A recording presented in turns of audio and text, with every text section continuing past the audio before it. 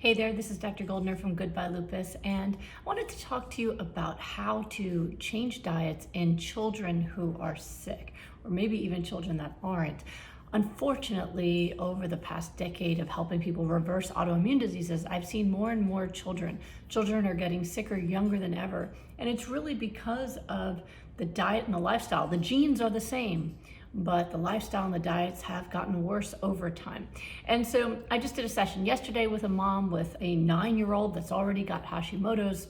And we were talking about the dietary changes we need to make. And while she was okay doing that for herself and her own autoimmune disease, she felt badly about saying no to her son about his food cravings. And she was giving in, even though she knew things weren't good for him, because she felt bad saying no, he likes certain foods, etc. So I want to address some of the major tips that I give parents when we're doing these sessions, because here's the thing. You got to do what's right for your kid, right? We got to get them healthy, and they're probably not going to be happy about it. These kids are now addicted to whatever foods they were given since they were young. So whether it was, eggs or meat or sugar like cereals, they have their food addictions.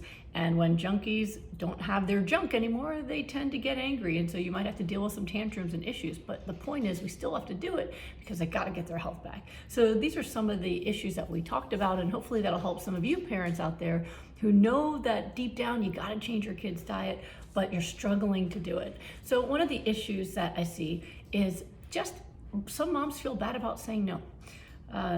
Listen, part of being a parent is saying no sometimes, right? And I was talking to this mom about this, that saying no is how we keep our kids safe, right? Kid says, can I touch this? They put their hand towards the stove and you say no, right? Can I have this? No, right? If they found cigarettes, can I have this? No. So when we say no to our kids, it's a way of protecting them.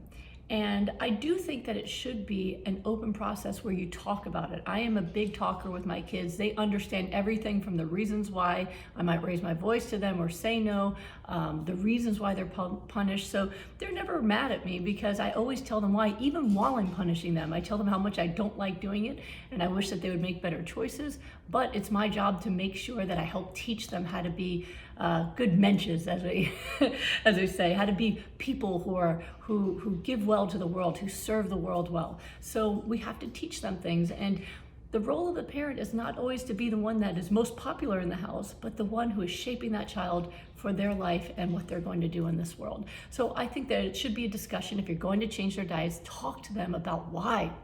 And one of the biggest lessons I told this mom and all the moms I work with is what we try to teach our kids is you don't have to always know the right thing to do all the time. You just have to do better when you learn better, right? When my kids do something I don't like, I don't punish them the first time they do it. I say, hey, I teach them, this is why we don't do that. If they do it again, there's a punishment. Why? Because once they know better, I expect them to do better. So as adults, we can role model that by saying, hey, I'm changing the way we eat at home because I've learned better. And so now we have to do better. We don't learn better and not take action. We learn better and we do better. So you role model it and you teach them that. And that way, when they bring it up and you say, no, there's a reason. Remember, we do better now.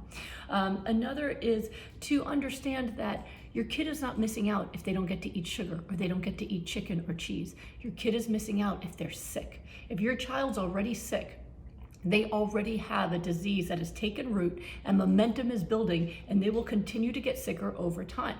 I got sick with lupus at 16 years old, and it started with migraines, and then I got arthritis and rashes, and then kidney failure, and then it went on to blood clots by the time I got into my 20s.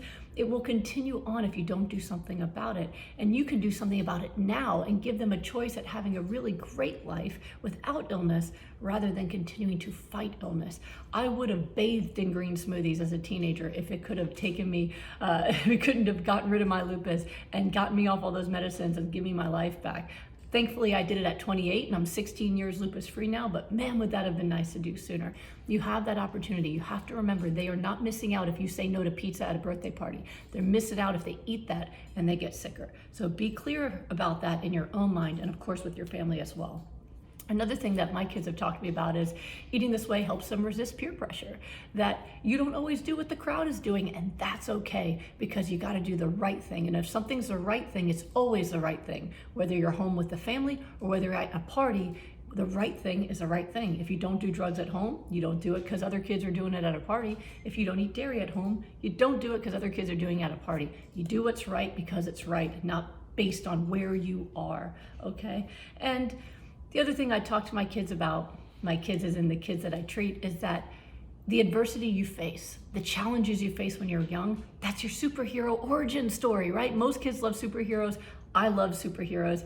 Every superhero has a really rough origin story, right? I mean, Superman's planet blew up, he lost his parents, and he had to go to a new planet all by himself as an orphan. Spider-Man got bitten by a spider, and then his uncle was murdered, right? That there's always a really difficult origin story because that's how the superhero learns what his powers are. And that's what turns them into the hero. And so if you've got challenges early on, that's because you are going to be a hero. You're going to do something big in this world. And these are the challenges you're gonna face so that you can find out what your powers are. This does not have to be a sad process, the diet part. The sad part is the sickness. If you can use diet to optimize their health, you're going to not just reverse their disease, you're going to make them more powerful, more resistant to peer pressure, happier, healthier, all the things we want for our kids. So remember that and do what it takes and make sure you make these changes. Don't allow it to keep going because you will be so upset with yourself and so will your kid if you don't take action now when you know you should and things get worse. So I hope that helps you. Parents, go do the right thing, take care of your kids, and remember, if they ask you why they can't do things, what I told this mom to do is say, it's no, because I love you too much. I love you too much to let you eat that. I love you too much to let you jump off that cliff, right? Remember that doing this is an act of love for them because that's your job, is to love them, nurture them, and give them the best life possible. I hope that helps. I'll see you next time.